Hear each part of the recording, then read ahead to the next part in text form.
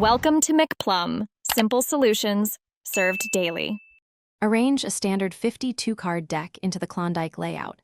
Deal 7 piles from left to right with 1 to 7 cards, top card face up. Place remaining cards face down as the stock on the upper left, and place the waist area beside it for drawn cards. Create 4 foundation spaces above the tableau for aces through kings and build there by suit. Keep the tableau in rows so you can see face-up cards clearly, and count moves before you flip or draw from the stock.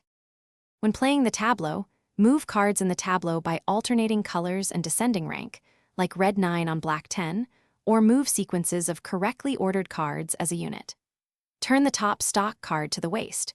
You may draw 3 or 1 depending on variant, and use those waist cards to build on tableau or foundations. Free a face-down card when uncovered and immediately flip it face-up, then re-evaluate available moves. Always check for immediate foundation plays before moving cards back to the tableau.